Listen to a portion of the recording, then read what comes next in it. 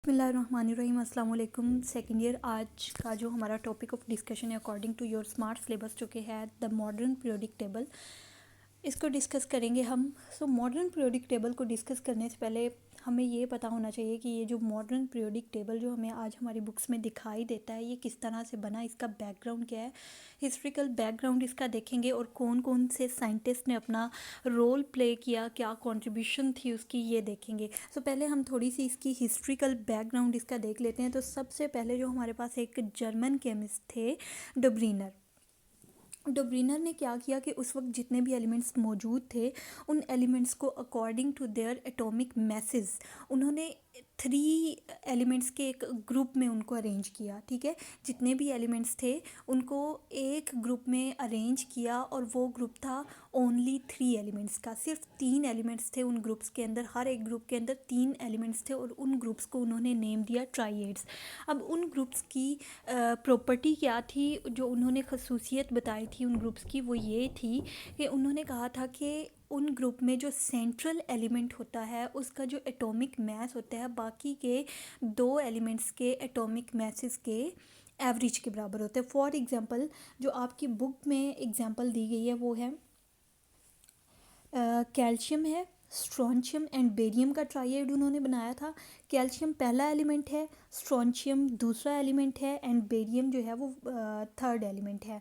तो जो central element जिसका एटॉमिक मास 88 है वो क्या है, कैल्शियम और बेरियम, जिनका रिस्पेक्टिवली एटॉमिक मास 40 एंड 137 है। उनका अगर हम 40 और 137 का एवरेज निकालेंगे तो वो हमारे पास आ जाएगा 88। 88 क्या है, एटॉमिक मास है स्ट्रोंशियम का, जो कि हमारे पास ट्राइएड का सेंट्रल एलिमेंट है। उन्होंने ये क्लासिफिकेशन दी थी और उसकी जो है वो ये खसूसियत बताई थी।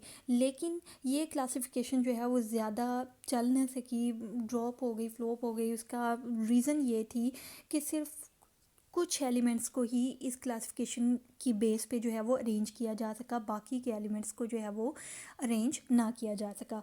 फिर उसके बाद एक साइंटिस्ट आए, एक केमिस्ट आए जिनका नेम था न्यूलैंड। न्यूलैंड ने लॉ ऑफ ऑक्टेव्स दिया था। उन्होंने ये कहा था कि if the elements are arranged in the increasing order of their atomic masses then the elements had some properties in common with the first one. तो वो कहते हैं कि अगर हम एलिमेंट्स को अरेंज करें उनके इंक्रीजिंग एटॉमिक मैसेस की बेस पे left to the right of a periodic table, के एक पीरियोडिक टेबल में एक रो में लेफ़्ट टू राइट की तरफ जाते हुए अगर हम एलिमेंट्स को अरेंज करते हैं on the basis of their increasing atomic masses, तो उन्होंने कहा था कि हर 8वें एलिमेंट की जो प्रॉपर्टीज़ होंगी वो पहले वाले एलिमेंट की प्रॉपर्टीज़ से मैच करेंगी। ये उनका लॉ ऑफ ऑक्टेव्स था।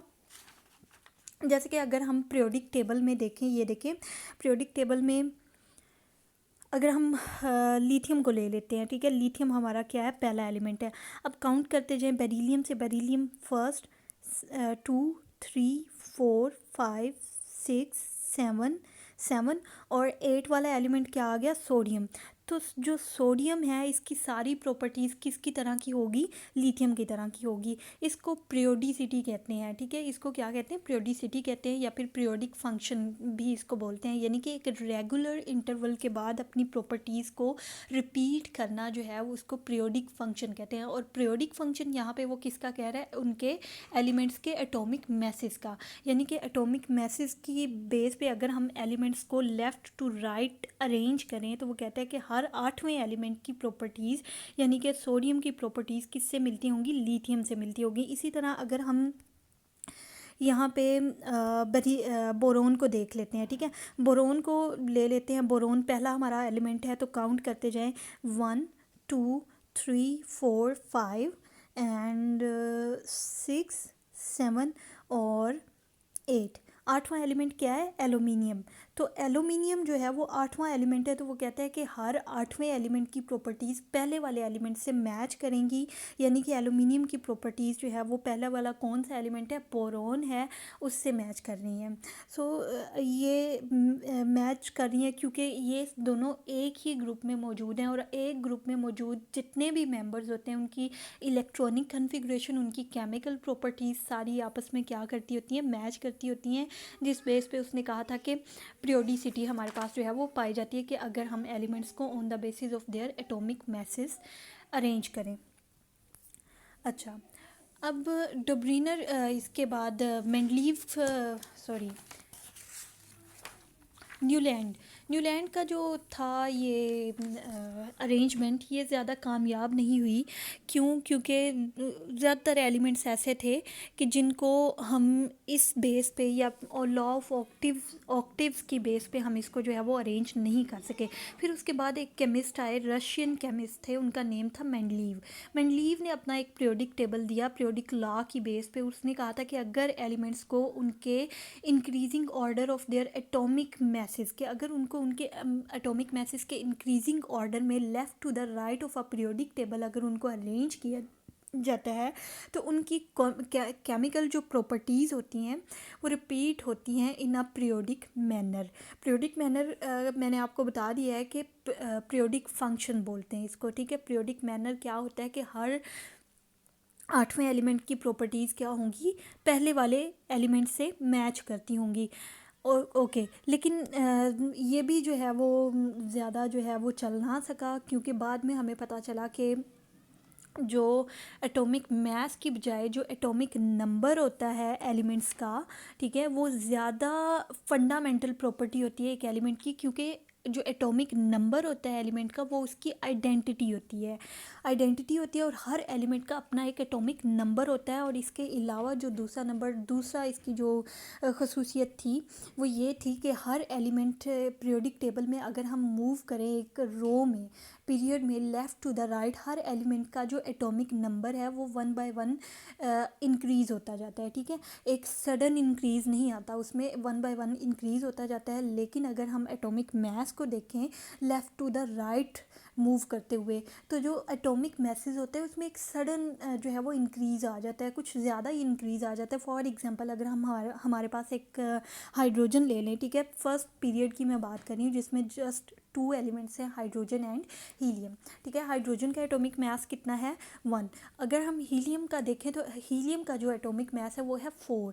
सो ये एक रेगुलरली तो इंक्रीज़ ना हुआ एटॉमिक मास में, इसलिए वो कहते हैं कि एटॉमिक मास की बजाय जो एटॉमिक नंबर है वो ज़्यादा फंडामेंटल प्रॉपर्टी है और ज़्यादा यूज़फुल है एलिमेंट्स को अरेंज करने में, ठीक है। फिर उसके बाद जो मॉडर्न पीरियोडिक लॉ आया था हमारे पास उसकी डेफिनेशन ये थी कि अगर एलिमेंट्स को उनके increasing order of atomic numbers के इंक्रीजिंग ऑर्डर में left to the right periodic table में अगर उनको अरेंज किया जाए तो फिर उनकी केमिकल प्रॉपर्टीज़ जो हैं वो एक पीरियोडिक मैनर में क्या होती हैं, रिपीट होती रहती हैं। सो ये था हमारे पास मॉडर्न पीरियोडिक लॉ जो कि बेस करता है किसके ऊपर, एटॉमिक नंबर के ऊपर। अच्छा, अब मॉडर्न पीरियोडिक लॉ के अंदर कुछ ग्रुप्स हैं, कुछ पीरियड्स हैं, कुछ और भी फैमिलीज़ हैं, उनको 1 बाय 1 हम जो है वो डिस्कस करेंगे।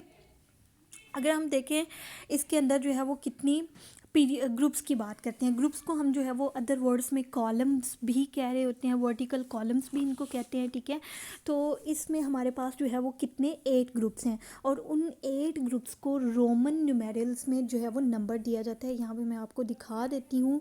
ये ग्रुप नंबर 1 है, 1A, ये ग्रुप नंबर 2 है, ये ग्रुप नंबर 3 है, 4, 5, 6, 7 और ये 8, ठीक है। 8 ग्रुप्स हैं और ये 1A, 2A, 3A, 4A, 5A, 6A, 7 और 8A जो है ये हमारे पास क्या हैं, ये सारे रोमन न्यूमेरल्स हैं और ये हमारे पास वर्टिकल कॉलम्स हैं और इनको ग्रुप्स कहा जाता है। अच्छा, अब ये जो ग्रुप्स हैं ये इनको जो है वो 1 to 18 भी इनको कहते हैं, ठीक है। क्या कहा जाता है कि 1 to 18 जो हमारे पास पुराने वाला पीरियोडिक टेबल था उसमें ये जो ग्रुप्स हैं उनको 1 to 18 नंबर दिए गए थे। लेकिन इस तरह से हमारा जो था ज़्यादा ही कुछ नंबरिंग जो है वो ज़्यादा हो रही थी, कुछ कन्फ्यूजन हो रही थी कुछ एलिमेंट्स में, इसलिए क्या किया गया कि ये जो ग्रुप्स हैं उनकी उसको जो है वो 2 फर्दर ग्रुप्स में, सब ग्रुप्स में जो है वो उनको डिवाइड कर दिया गया।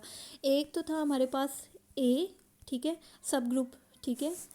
ग्रुप्स का जो सब ग्रुप था वो एक था ए और एक था बी, ठीक है, ए सब ग्रुप के मेंबर्स थे और बाकी के जो मेंबर्स थे कुछ मेंबर्स बी सब ग्रुप के थे। ठीक है, ए सब ग्रुप जो होते हैं के जितने भी मेंबर्स होते हैं जो कि हमारे पास एस ब्लॉक के एलिमेंट्स आ जाते हैं और हमारे पास पी ब्लॉक के एलिमेंट्स जो हैं ये सारे ए सब ग्रुप से बिलोंग करते हैं। और ए सब ग्रुप से बिलोंग करने वाले जितने भी एलिमेंट्स हैं उनको हम जो है वो नॉर्मल या फिर उनको हम रिप्रेजेंटेटिव एलिमेंट्स कहते हैं। बाकी जो हमारे पास डी ब्लॉक है, डी ब्लॉक के जितने भी एलिमेंट्स हैं ये हमारे पास बी सब ग्रुप से बिलोंग करते हैं। ठीक है, ये सारे बी सब ग्रुप की कैटेगरी में आ जाते हैं। तो इनके जो एलिमेंट्स हैं इनको जो है वो ट्रांजिशन एलिमेंट्स का जो है वो नेम दिया गया और इनको जो है वो in the centre of the periodic table इनको रखा गया। Elements of the same group have the similar chemical properties and same valence electronic configuration. अब यहाँ पे जो पीरियोडिसिटी को भी वो थोड़ा सा एक्सप्लेन कर रहे हैं। वो कहते हैं कि अगर हमारे पास जो एक ग्रुप के जितने भी मेंबर्स होंगे उनकी केमिकल प्रॉपर्टीज़ भी एक होंगी और उनकी जो है वो इलेक्ट्रॉनिक कन्फिग्रेशन भी एक होगी। क्यों? ये जो केमिकल प्रॉपर्टीज़ होती हैं ये डिपेंड कर रही होती हैं एटॉमिक नंबर पे। ठीक है, ये एटॉमिक नंबर पे डिपेंड कर रही होती हैं और केमिकल प्रॉपर्टीज़ जो है वो डिपेंड करती है, उसके ऊपर डिपेंड कर रही होती है इलेक्ट्रॉनिक कन्फिग्रेशन। यानी इलेक्ट्रॉनिक कन्फिग्रेशन हम एटॉमिक नंबर को देख के जो है वो एलिमेंट की लिखते हैं। सो अब एक ग्रुप जो होता है वो पहला जो ग्रुप ले लें। ठीक है, एक ही ग्रुप के जितने भी मेंबर्स होते हैं एक मिनट, एक ग्रुप के जितने भी मेंबर्स होते हैं उनकी इलेक्ट्रॉनिक कन्फिग्रेशन सेम होती है, उनकी केमिकल प्रॉपर्टीज़ जो हैं वो सेम होती हैं। फॉर एग्जांपल अगर हम जो है वो अपने फर्स्ट ग्रुप को ले लेते हैं, इसकी इलेक्ट्रॉनिक कन्फिग्रेशन 1 या फिर NS1 आ जाएगी। इसी तरह सेकंड की NS2 आ जाएगी, इसकी NS3, NS4, NS5, NS6 और इसकी जो है वो क्या आ जाएगी NS7 और NS8। इस तरह से इलेक्ट्रॉनिक कन्फिग्रेशन जो है वो एक ग्रुप के मेंबर्स की सारे मेंबर्स की क्या होती है सेम होती है, उनकी valence electronic configuration. Okay, usually the number of the valence electron is same as that of the group number. देखें वैलेंस इलेक्ट्रॉनिक कन्फिग्रेशन जो होती है वो ग्रुप नंबर के ऊपर जो है वो डिपेंड कर रही होती है। फर्स्ट ग्रुप है ना, फर्स्ट ग्रुप फर्स्ट ए है तो फिर हमारे पास फर्स्ट ग्रुप के जितने भी मेंबर्स होंगे उनकी वैलेंस इलेक्ट्रॉनिक कन्फिग्रेशन में वैलेंस कितनी इलेक्ट्रॉन्स होंगी, उनके पास एक ही इलेक्ट्रॉन होगा। फॉर एग्जांपल हमारे पास फर्स्ट ग्रुप है तो इसकी इलेक्ट्रॉनिक कन्फिग्रेशन NS1 होगी, यानी इसके वैलेंस शेल में क्या होगा एक ही इलेक्ट्रॉन होगा। इसी तरह हमारे पास जो है वो सेकंड ग्रुप है तो इसके वैलेंस शेल में NS2 में कितने इलेक्ट्रॉन्स होंगे, 2 इलेक्ट्रॉन्स होंगे। थर्ड ग्रुप है तो थर्ड के वैलेंस इलेक्ट्रॉन में 3। ठीक है, और इसी तरह फोर्थ के वैलेंस इलेक्ट्रॉन में 4। इसी तरह जितना उसका जो है वो ग्रुप नंबर होगा उतने ही उसके अंदर जो है वो वैलेंस इलेक्ट्रॉन्स होंगे। आगे जी हम डिस्कस करते हैं पीरियड्स को।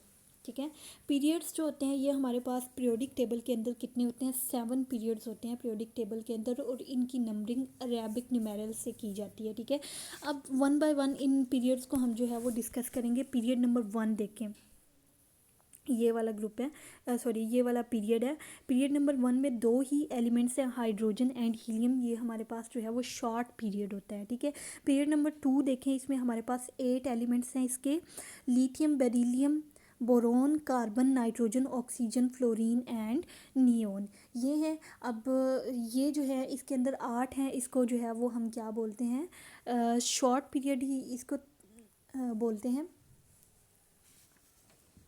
ठीक है, इसमें 8 एलिमेंट्स हैं और according to the periodic law इसमें भी हमारे पास जो है वो पीरियोडिसिटी आ रही होती है। फॉर एग्जांपल जो मैंने पहले भी आपको बताया कि अगर हम लिथियम के बाद beryllium, boron, carbon, nitrogen, oxygen, fluorine और नियोन 7 एलिमेंट्स हो गए। 8वां जो हमारे पास एलिमेंट है वो है सोडियम। तो वो कहते हैं कि हर 8वें एलिमेंट की प्रॉपर्टीज़ जो हैं वो पहले एलिमेंट की प्रॉपर्टीज़ से मैच करेंगी। क्यों मैच करेंगे? क्योंकि अब देखें लिथियम के बाद 7 एलिमेंट्स को काउंट करने के बाद 8वां एलिमेंट जो है वो सोडियम आ गया और सोडियम जो है उसी ग्रुप में मौजूद है जिसमें लिथियम है। सो सेम ग्रुप के मेंबर्स की प्रॉपर्टीज़ क्या होती हैं सेम होती है, उनकी इलेक्ट्रॉनिक कन्फिग्रेशन जो है वो सेम होती है, इसलिए उनके अंदर क्या होती है पीरियोडिसिटी होती है। आगे जी देखें हमारे पास थर्ड थर्ड वाला जो पीरियड है इसमें भी हमारे पास 8 एलिमेंट्स हैं। इसको भी जो है वो शॉर्ट पीरियड का नाम दिया जाता है, शॉर्ट पीरियड कहते हैं।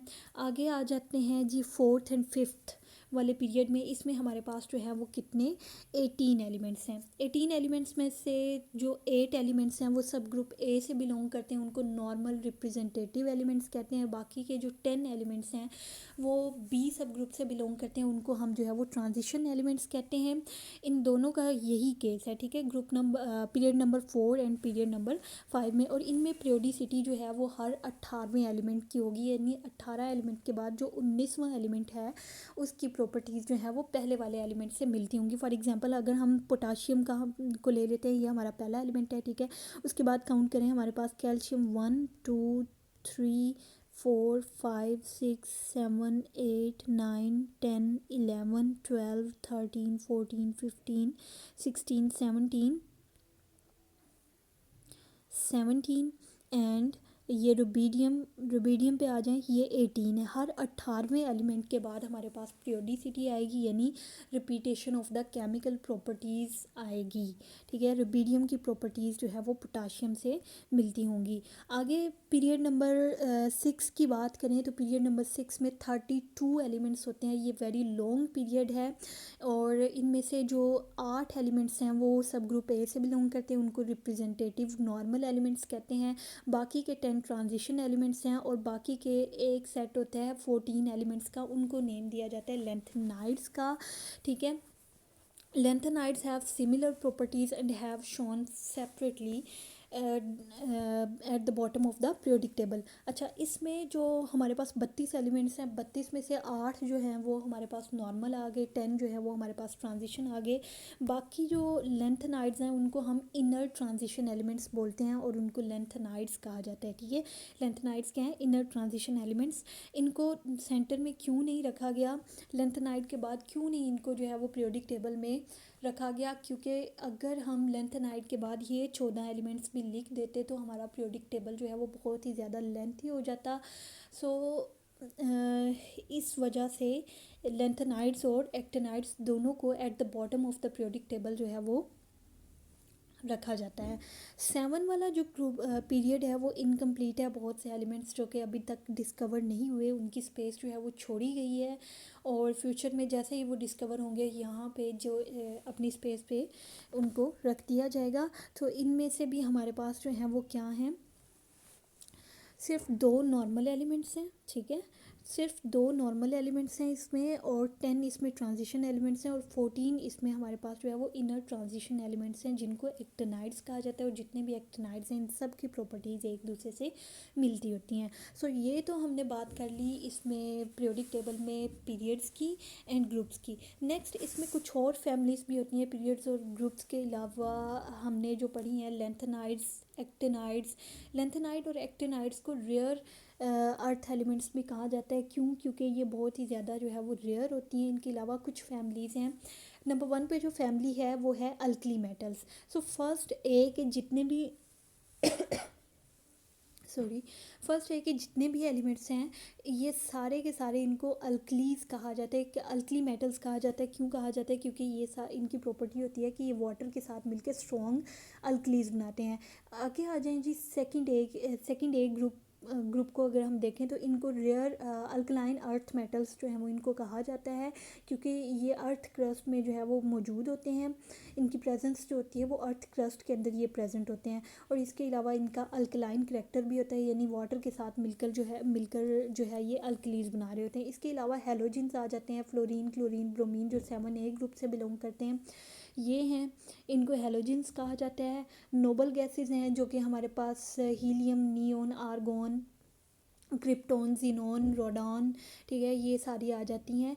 ये सारी इनको नोबल गैसेस कहते हैं और इनकी रिएक्टिविटी जो होती है ये लेस रिएक्टिव होती हैं, या फिर इनको हम नॉन रिएक्टिव बोलते हैं, ठीक है। लेस रिएक्टिव इसलिए होती हैं कि इनका ऑक्टेट जो है वो कंप्लीट होता है और इनको मज़ीद किसी के साथ रिएक्शन करने की ज़रूरत नहीं होती। ये आराम से, बड़े आराम से एक नोबल घराने की तरह जो है वो अपनी जगह पे ही मौजूद रहती हैं, ना किसी के साथ लेना है ना किसी के साथ देना है।